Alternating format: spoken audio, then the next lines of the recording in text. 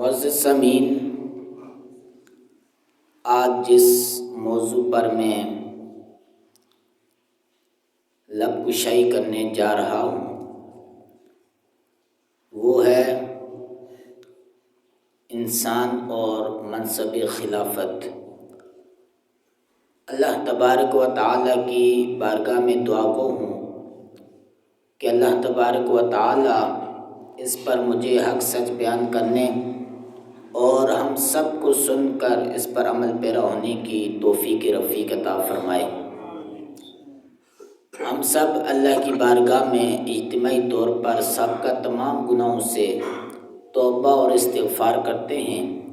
اللہ تبارک و تعالی ہم سب کی بخشش و مغفرت فرمائے۔ ہم سب اللہ تبارک و تعالی کی بارگاہ میں دعا گو ہیں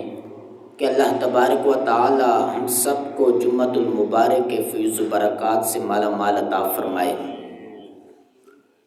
معزز سامعین، اللہ تبارک و تعالی اپنی لارب کتاب قرآن مجید فرقان حمید میں ارشاد فرماتا ہے وَإِذْ قَالَ رَبُّكَ لِلْمَلَائِكَةِ إِنِّي جَاعِلٌ فِي الْأَرْضِ خلیفہ۔ فرمایا کہ اے محبوب اس وقت کو یاد کیجئے، اس واقعہ کو یاد کیجئے، اس منظر کو یاد کیجئے۔ وَإِذْ قَالَ رَبُّكَ لِلْمَلَائِكَةِ، جب اللہ تعالیٰ نے فرشتوں سے کہا، فرشتوں سے مشورہ کیا، فرشتوں کے سامنے ایک بات رکھی، اے محبوب اس منظر کو یاد کیجئے۔ انی جاعل فی الارض خلیفہ، اللہ تعالیٰ نے فرمایا کہ میں اس زمین پر ایک خلیفہ بنانے والا ہوں۔ قالوا اتجعل فیہا من یفسد فیہا ویسفک الدماء ونحن نسبح بحمدک ونقدس لک۔ تو فرشتوں نے جو جواب دیا وہ یہ تھا کہ اے اللہ، تو اس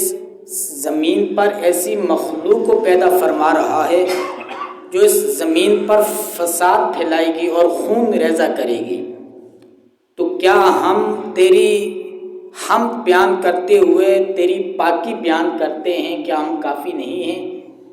قال انی اعلم ما لا تعلمون، اللہ تعالیٰ نے فرمایا اے فرشتو، جو میں جانتا ہوں وہ تم نہیں جانتے۔ معزز سامعین، جب ہم اس آیت کریمہ پر غور کرتے ہیں کہ اللہ نے فرمایا وَإِذْ قَالَ، اے محبوب اس منظر کو یاد کیجئے، اور عربی کے اندر جب اذ فرمایا جاتا ہے، اسی طرح جو لفظ فرمایا جاتا ہے علم ترا، قرآن مجید کے اندر بے شمار واقعات کا ذکر ہے، اور جا بجا اللہ نے اذ کہہ کر فرمایا یا علم ترا کہہ کر فرمایا۔ اذ اس کا مطلب ہے اس سے پہلے فعل محذوف ہوتا ہے، اے محبوب اس منظر کو یاد کیجئے۔ اللہ تعالیٰ اپنے نبی کو مخاطب کرتا ہے، اپنے نبی سے کلام فرماتا ہے، اے محبوب اس منظر کو یاد کیجئے۔ اسی طرح کہیں فرمایا جاتا ہے علم ترا، اے محبوب کیا آپ نے وہ منظر نہ دیکھا، کیا اس واقعہ کو آپ نے نہ دیکھا، ان لوگوں کو آپ نے نہ دیکھا؟ تو مفسرین کرام فرماتے ہیں کہ گویا اس کا مطلب یہ ہے کہ یہ واقعہ تو کتنی صدیوں پہلے ہوا ہے اور میرے آقا صلی اللہ علیہ وسلم سب سے آخر میں تشریف لائے ہیں، تو گویا جب حضرت آدم علیہ السلام کی تخلیق بھی نہیں ہوئی اور اس تخلیق کو فرشتوں کے سامنے رکھا گیا،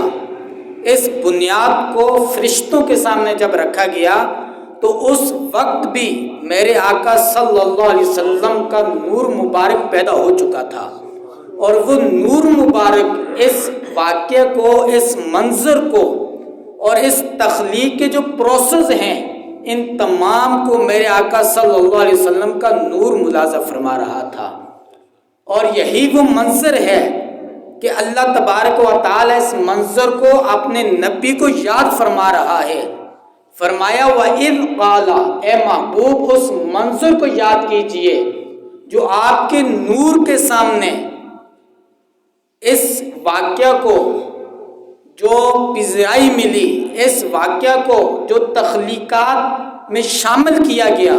فرمایا وَإِذْ قَالَ، اے محبوب اس واقعے کو یاد کیجئے. تو اس سے میرے آقا صلی اللہ علیہ وسلم کو ایک جو مقام ملا ہے اس کا اظہار کیا جا رہا ہے کہ محبوب آپ کا یہ مقام ہے، آپ کا یہ اسٹیج ہے. اللہ تبارک و تعالی نے اس وقت بھی اپنے نبی کے نور کو پیدا فرما دیا تھا کہ جب حضرت آدم علیہ السلام کی تخلیق بھی نہیں ہوئی تھی. تو یہ میرے اور آپ کے نبی صلی اللہ علیہ وسلم کا مقام ہے، اور ہمیں بتایا جا رہا ہے، امت کو بھی یہ درس دیا جا رہا ہے کہ اپنے اس نبی کے مقام کو، اس نبی کے مرتبے کو سمجھو. اور اس واقعہ کو اسی انداز سے بیان فرمایا. وَإِذْ قَالَ رَبُّكَ، اے محبوب اس واقعہ کو یاد کیجئے جب آپ کے رب نے فرشتوں کو کہا. اور دوسری بات یہاں پر یہ ہے کہ اللہ تعالیٰ نے یہ نہیں فرمایا کہ وَإِذْ قَالَ أَنَا اللَّهُ، اے محبوب اس کو یاد کیجئے میں اللہ نے کہا. اور اللہ تبارک و تعالیٰ نے یہ بھی نہیں فرمایا کہ وَإِذْ قَالَ أَنَا، بلکہ کیا فرمایا وَإِذْ قَالَ رَبُّكَ، اے محبوب اس واقعے کو یاد کیجئے جو آپ کے رب نے فرشتوں سے کہا. تو مفسرین اکرام فرماتے ہیں یہاں پر میرے آقا صلی اللہ علیہ وسلم کو مخاطب فرمایا. اس کو بلا تمثیل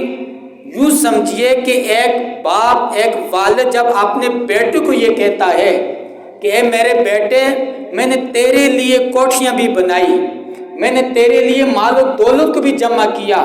میں نے تیرے لیے فلانی گاڑی بھی لی، میں نے تیرے لیے بہت سارا ذخیرہ اندوزی کی. تو اس کا مطلب یہ ہوتا ہے کہ اے بیٹے یہ سب کچھ میں نے تیرے لیے کیا ہے، یہ کسی اور کے لیے نہیں کیا. تو گویا اللہ تعالیٰ یہ بیان فرما رہا ہے وَإِذْ قَالَ رَبُّكَ، اے محبوب اس وقت کو یاد کیجئے جب آپ کے رب نے فرشتوں سے یہ کہا. تو گویا اللہ تعالیٰ یہ بتانا چاہتا ہے، اپنے نبی کے سامنے یہ بات رکھنا چاہتا ہے، اے محبوب تیرا نور ہم نے پہلے پیدا فرمایا اور تجھے ہم نے مبعوث سب سے آخر میں فرمایا. اس کی وجہ یہ ہے کہ آپ کے آنے سے پہلے جو انتظامات تھے وہ ہم نے تمام کمپلیٹ کرنے تھے. آپ کے آنے سے پہلے جو دنیا کو سجانا تھا آپ کی خاطر وہ ہم نے سجا دیا ہے. آپ کے آنے سے پہلے جو ہم نے رنگینیاں کرنی تھی، جو اس دنیا کے اندر خوشبوئیں چھوڑنی تھی، اور آپ کے آنے سے پہلے جو آپ کے استقبال کے انتظام و انصرام تھے گویا وہ ہم نے کمپلیٹ کر دیے. تو گویا اللہ تعالیٰ فرما رہا ہے وَإِذْ قَالَ رَبُّكَ لِلْمَلَائِكَةِ، اے محبوب اس وقت کو یاد کیجئے جب آپ کے رب نے فرشتوں سے یہ کہا کہ انی جاعل فی الارض خلیفہ، کہ بے شک میں اس زمین پر ایک خلیفہ بنانے والا ہوں. دوسری بات جو سمجھنے کی ہے، اللہ تبارک و تعالی نے اپنے نبی سے یہ فرمایا کہ میں اس سرزمین پر خلیفہ بناتا ہوں. یہ نہیں فرمایا کہ میں جنت میں خلیفہ بناتا ہوں. یہ بھی نہیں فرمایا کہ میں آسمانوں پر خلیفہ بناتا ہوں. تو اس سے ہمیں یہ درس ملتا ہے جو لوگ اللہ کے نبی کے بارے میں، حضرت آدم علیہ السلام کے بارے میں جو طرح کی باتیں کرتے ہیں کہ آدم علیہ السلام سے غلطی ہوئی ہے، یہ غلط بات ہے. اسی طرح کہتے ہیں حضرت آدم علیہ السلام سے خطا ہوئی ہے، اگر ان سے خطا نہ ہوتی تو ہم اس زمین پر نہ آتے، یہ بھی غلط ہے. اسی طرح طرح کی باتیں کرتے ہیں کہ حضرت آدم علیہ السلام سے بھی تو غلطی ہوئی ہے، ہم سے غلطی ہوئی تو کون سی بڑی بات ہے. حالانکہ ہر مسلمان کا یہ عقیدہ ہے اور بنیادی عقیدہ ہے جس کے بغیر کوئی شخص مسلمان نہیں ہو سکتا کہ نبی معصوم ہوتے ہیں، نبی سے کبھی گناہ نہیں ہو سکتا۔ اللہ تعالیٰ نے نبیوں کے اندر ایسی صفات ہی نہیں رکھی جن سے ان سے گناہ ہو، تو نبی معصوم ہوتے ہیں۔ تو اس آیت کریمہ سے ہمیں یہ پتہ چلتا ہے کہ اللہ تبارک و تعالیٰ نے جو آدم علیہ السلام کو خلیفہ بنایا ہے وہ آسمانوں میں نہیں بنایا، وہ جنت میں بھی نہیں بنایا، وہ اس سرزمین پر بنایا ہے۔ اور جنت میں جو رکھا گیا ہے وہ ایک حکمت کے تحت تھا۔ جب اللہ تبارک و تعالیٰ کی وہ حکمت پوری ہوگی تو حضرت آدم علیہ السلام کو اس سرزمین پر بھیج دیا گیا۔ تو جنت میں رکھنا ایک حکمت تھی اور اس زمین پر بھیجنا وہ اصل مقصد تھا، وہ اصل منصب تھا، وہ خلافت کا منصب تھا جو حضرت آدم علیہ السلام کے سر پر سجایا گیا۔ تو اللہ تعالیٰ فرماتا ہے انی جاعل فی الارض خلیفہ، کہ میں نے آدم علیہ السلام کو جو خلیفہ بنایا ہے، فرمایا فی الارض، اس سرزمین پر خلیفہ بنایا ہے۔ تو اس سے ہمیں یہ درس ملتا ہے کہ انبیاء کرام کے بارے میں جو ہم اپنی زبان کھولتے ہیں اس سے پہلے ہمیں سوچنا چاہیے کہ ہم کس ہستی کے بارے میں کیا کہہ رہے ہیں۔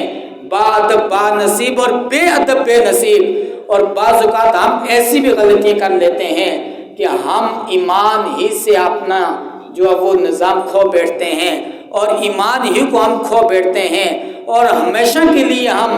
جہنم کے حقدار بن جاتے ہیں۔ اور ہمیں یہ بھی سوچنا چاہیے، میرے آقا صلی اللہ علیہ وسلم فرماتے ہیں کہ تم علم ضرور حاصل کرو لیکن یہ بھی سوچ لیا کرو کہ تم کس سے حاصل کر رہے ہو۔ علم ضرور حاصل کرو لیکن یہ بھی پتہ ہونا چاہیے کہ علم سکھانے والا کوئی با ادب ہے یا بے ادب ہے، اس کے اندر کوئی دین کی رحمت بھی ہے یا وہ دین کا دشمن ہے۔ وہ ایسا تو نہیں ہے کہ وہ بیچ رہا تو پانی ہے لیکن سامنے اس نے دودھ رکھا ہوا ہے اور دودھ میں ملاوٹ کر کے وہ پانی کو بیچتا ہے اور تمہیں وہ دھوکہ دیتا ہے۔ فرمایا دین ضرور حاصل کرو لیکن یہ غور کر لیا کرو کہ دین تم کیسے لوگوں سے حاصل کرتے ہو، وہ تمہاری کیسی رہنمائی کرتے ہیں، وہ تمہیں دین ادب والا سکھاتے ہیں یا بے ادبی والا سکھاتے ہیں۔ جب تم کسی سے دین سیکھتے ہو تمہیں دین کی بات سننے کے بعد تم با ادب بنتے ہو یا بے ادب بنتے ہو۔ فرمایا دین ضرور سیکھو لیکن یہ بھی غور کر لیا کرو کہ دین کیسے بننے سے سیکھ رہے ہو۔ تو اللہ تعالیٰ فرماتا ہے انی جاعل فی الارض خلیفہ، کہ فرشتوں میں اس زمین پر اپنا ایک خلیفہ بنانے والا ہوں۔ اور جب ہم غور کرتے ہیں اس آیت کریمہ پر، سب سے پہلے خلیفہ حضرت آدم علیہ السلام ہیں اور اس کے بعد جتنے بھی انبیاء کرام آئے وہ تمام کے تمام اللہ تبارک و تعالیٰ کے خلیفہ اور نائب بن کے آئے۔ اور ان تمام خلیفوں میں، ان تمام نائبوں میں جو نائب اعظم ہیں، جو خلیفہ اکبر ہیں، وہ میرے اور آپ کے نبی صلی اللہ علیہ وسلم ہیں۔ جو خلیفہ اکبر اور خلیفہ اعظم کا جو تاج ہے وہ میرے اور آپ کے نبی صلی اللہ علیہ وسلم کے سر مبارک پر سجایا گیا۔ اور اس امت پر یہ کرم اور یہ فضل ہے کہ ہم سب کا جو اصل مقصد ہے، جو اصل اس دنیا میں آنے کا ہمارا جو مقصد ہے وہ بھی یہی ہے۔ فرمایا انی جاعل فی الارض خلیفہ، ہمارا جو اصل منصب ہے وہ یہی ہے کہ ہم اپنے نبی صلی اللہ علیہ وسلم کے خلیفہ ہیں، ہم اللہ تعالیٰ کے خلیفہ ہیں اور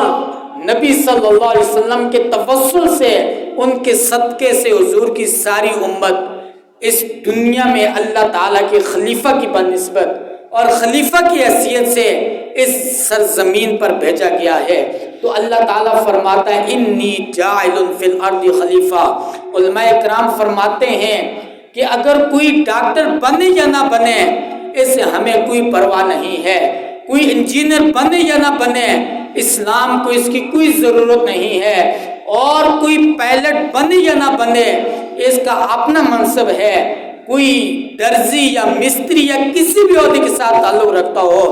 فرمایا اس کا اور اپنا ایک منصب ہے، لیکن اسے یہ سوچنا چاہیے کہ مجھے جو دنیا میں بھیجا گیا ہے،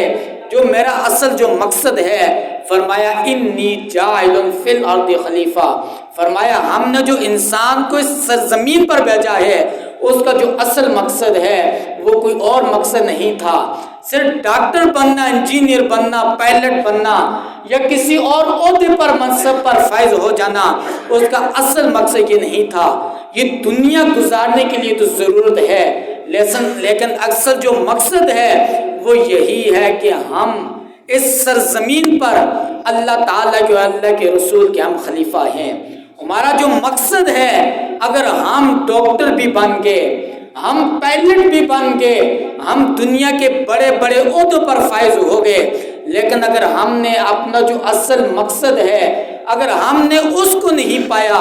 اگر ہم نے اصل مقصد کو نہیں سمجھا، تو گویا ہم نے اس سرزمین پر آ کر، اس دنیا میں آ کر ہم نے کچھ نہیں پایا، بلکہ اگر دنیا کا جو چھوٹا موٹا پایا بھی ہے وہ بھی ہم کھو بیٹھیں گے اور حقیقی عزت سے ہم محروم ہو جائیں گے۔ تو علماء کرام فرماتے ہیں کہ جو یہ آیت کریمہ ہے انی جاعل فی الارض خلیفہ، اس کے تحت فرماتے ہیں کہ جو ہمارا اس دنیا میں آنے کا جو اصل مقصد ہے وہ یہی ہے کہ ہم اللہ تعالیٰ کے خلیفہ ہیں۔ ہمارا جو اصل منصب ہے، ہم اللہ تعالیٰ کے نائب ہیں۔ اور فرمایا فاتقوا اللہ ما استطعتم، ہر شخص کے لیے یہ حکم ہے کہ وہ اللہ تعالیٰ سے اتنی ڈرے جتنی اس کی طاقت ہے۔ میری جتنی طاقت ہے میں اتنا اللہ تعالیٰ سے ڈروں گا، آپ کی جتنی طاقت ہے آپ اپنی استطاعت کے مطابق اللہ سے ڈریں، اور آپ سے بڑھ کر جس کو منصب اللہ نے دیا ہے،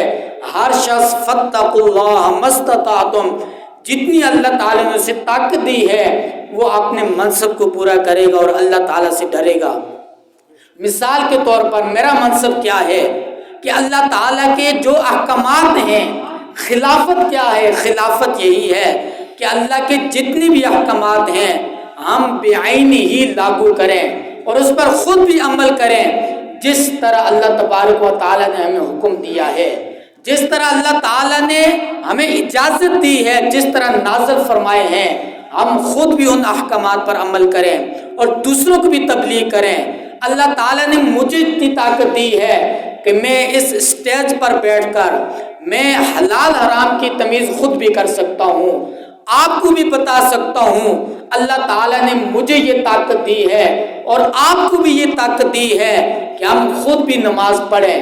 خود بھی نمازی بنیں اور اپنے گھر والوں کو بھی نمازی بنائیں، اور جس تک ہماری استطاعت ہے ہم ان پر زور لگائیں، ان کو ان احکامات کا پابند بنائیں۔ اللہ تعالیٰ نے مجھے یہ طاقت دی ہے کہ میں خود بھی سود سے بچوں، آپ کو بھی یہ تبلیغ کروں اور قرآن و حدیث پڑھ کر سناؤں، کیونکہ فاتقوا اللہ ما استطعتم، اللہ تعالیٰ نے مجھے یہ طاقت دی ہے کہ میں جب رمضان المبارک آئے خود بھی روزے رکھوں اور آپ کو بھی تبلیغ کروں، اور اگر صاحب حیثیت ہوں میں خود بھی زکوٰۃ ادا کروں، آپ کو بھی حکم دوں، اگر میں سے بڑی صاحب حیثیت والا ہوں خود بھی حج کروں اور آپ کو بھی میں تبلیغ کروں۔ اسی طرح جتنی بھی حلال حرام مسائل ہیں اللہ تعالیٰ نے جتنی مجھے طاقت دی ہے میں خود بھی ان پر عمل کروں اور اپنے گھر والوں کو بھی تبلیغ کروں اور آپ کے سامنے بھی میں قرآن و حدیث پڑھ کر سناؤں۔ تو فرمایا فاتقوا اللہ ما استطعتم، اللہ تعالیٰ نے آپ کو جتنی طاقت دی ہے اتنا اللہ تعالیٰ سے آپ نے ڈرنا پڑے گا۔ اور فرمایا انی جاعل فی الارض خلیفہ، اے لوگو جو تمہارا منصب ہے، جو تمہارا اس دنیا میں آنے کا جو اصل مقصد ہے وہ یہی ہے کہ تم اللہ تعالیٰ کے خلیفہ ہو، اللہ تعالیٰ کے نائب ہو۔ اگر تم نے دنیا میں سب کچھ کما لیا، اگر اپنے اصل مقصد کو کھو گئے، اپنے اصل مقصد کے مطابق اگر زندگی نہیں گزاری، تو پھر تم نے کچھ نہیں پایا اس دنیا میں، خالی ہاتھ آئے اور خالی ہاتھ لوٹ گئے۔ اور یہ تبلیغ کرنا، ان احکامات پر عمل کرنا، یہ ہم سب کا ایک فرض ہے، اور اگر ہم اس فرض کو نہیں نبھائیں گے تو یہ قرض کے طور پر ہمارے کندھوں پر باقی ہوگا۔ میرے آقا صلی اللہ علیہ وسلم فرماتے ہیں اے لوگو، کیا میں تمہیں ایسے لوگوں کی خبر نہ دوں جو نہ نبی ہوں گے نہ شہید ہوں گے، لیکن قیامت کے دن وہ لوگ نور کے ممبروں پر تشریف رکھے ہوں گے اور نبی بھی ان پر رشک کریں گے اور شہید بھی ان پر رشک کریں گے۔ تو عرض کی گئی یا رسول اللہ ضرور بتائیے۔ میرے آقا صلی اللہ علیہ وسلم فرماتے ہیں یہ وہ لوگ ہوں گے جو لوگوں کو اللہ کا محبوب بنائیں گے۔ فرمایا وہ کیسے؟ میرے آقا فرماتے ہیں وہ ایسے کہ وہ نیکی کی دعوت دیں گے اور جہاں بھی برائی دیکھیں گے، اگر وہ ہاتھ سے روکنے کی طاقت رکھتے تو ہاتھ سے روکیں گے،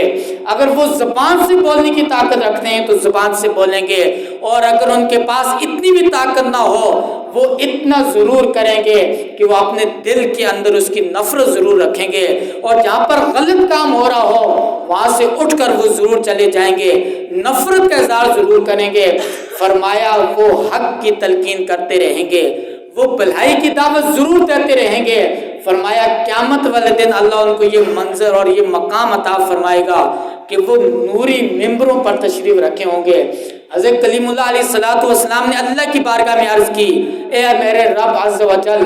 جو نیکی کی دعوت دے اور برائی سے منع کرے تو اسے کیا عطا فرمائے گا؟ تو اللہ تعالیٰ نے جواب دیا ہے میرے کلیم اللہ، جو نیکی کی دعوت دے گا اور برائی سے منع کرے گا، فرمایا میں اس کے ہر کلمے کے بدلے اسے 1 سال کا میں ثواب لکھ دوں گا، اور مجھے حیا آتی ہے ایسے بندے کو میں جہنم میں ڈالوں۔ تو یہ جو تبلیغ ہے یہ اتنا اعلیٰ منصب ہے۔ اللہ تعالیٰ ہم سب کو عمل کی توفیق عطا فرمائے۔ وما توفیقی الا